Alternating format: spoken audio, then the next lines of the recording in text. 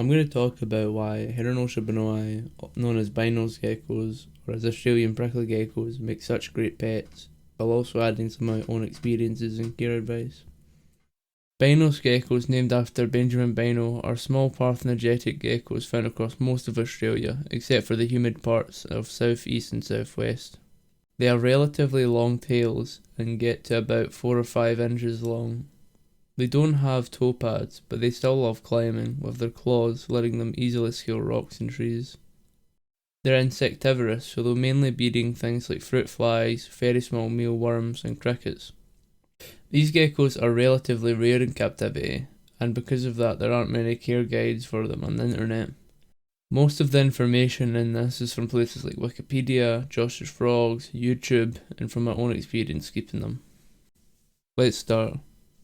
One of the greatest aspects of Bynoes geckos is their adaptability and low maintenance requirements. These geckos thrive in a variety of environments, from arid deserts to subtropical forests, making them suitable for beginners and experienced reptiles keepers. I'll go more into care in the care section, but the care is pretty standard for geckos. They should have some sort of heat source, whether it be a heat mat or a heat bulb, and it's recommended they get some sort of low level UVB, although it's not required. Bynoes geckos stand out compared to other reptiles. Even though they're small, their long tail makes them pretty eye-catching, especially when they display them whilst hunting. Beyond looks, Bynoes geckos have individual personalities. I can't tell my geckos apart by appearance, but I can tell them apart by their behaviour. Some geckos are more confident than others, while some are more skittish. One of my geckos runs as soon as he sees me, and the other one will walk into my hand when I'm feeding him. But if I'm being honest, Bynoes geckos aren't the best reptile for handling due to their small size and quick movements, but they're amazing to watch.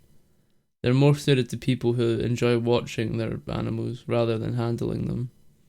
These geckos are also super active at night. Although they're often out during the day too, nighttime is when they really become active. I like watching mine explore their tanks and interact with each other. If you got more than two, you're pretty much guaranteed to always see at least one out. They even make chirping noises when hunting or when they're trying to display dominance to each other. They're also easy to breed. Like I said earlier, these geckos are parthenogenic, which basically means they can breed without males. This is an all-female species that will lay eggs without males. This means that if you have one gecko, from that one gecko you could raise an entire colony of them. They lay more eggs when they're around other females though, probably because it makes them more comfortable. You can also cohabitate them. They bully each other sometimes, just like most geckos, but for the most part they'll get along fine if you give them a big enough enclosure with enough places to hide. And although I've never done it, they can be cohabbed with their babies, and for the most part they won't attack them intentionally, although there is a small chance they will on accident, so I don't keep my babies with the adults. I'm going to finish this with the bad.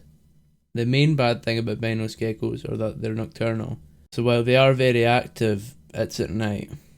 They're also for the most part pretty skittish and will freeze when they see you, although individuals greatly differ. But when they're feeding, they're not shy whatsoever, and honestly couldn't care less if you're watching them. I'm going to go into their care a little bit now. I couldn't find too much information about enclosure size, but you could easily fit 3 or 4 into a 10 gallon, and a 5 gallon should be able to house 1 or 2. I know what you're thinking. Deacon, a 10 gallon. It is so tiny! And that's what I thought too, as someone who had never had a gecko this small. But once I saw the size of the geckos in the 10 gallon, it completely changed my mind. I keep my 3 geckos in a 10 gallon tank. I recommend using an arid substrate. Sand is good because it's easy for them to dig through, and they love digging and nesting in it. Any arid substrate that doesn't have big chunks in it should be fine though. As for hides, things like rocks and especially wood would do great in a setup for these guys. I'd also recommend a small humid hide and to miss these guys at least twice a week or after every feeding. Because although they like a more arid setup, they still need water and will rarely ever drink out a water bowl. I found that when I wasn't misting, they would often become dehydrated, even though they had a water bowl and a humid hide. As soon as I started misting, I never had any more problems with hydrating. Make sure their basking spot has multiple layers and places to lie. Apart from that, The care is really just basic gecko care, like a very small leopard gecko. I'm not going to talk too much about breeding because I don't have much experience in it, but from what I know, they have a breeding season every year that lasts about 2 or 3 months, in which each gecko will lay about 4 or 5 eggs. These eggs will most of the time, but not always, be buried and will incubate for about 2 to 3 months at 27 degrees. Some people leave the eggs in the enclosure to hatch, but I prefer not to, just to make sure the geckos don't accidentally break them.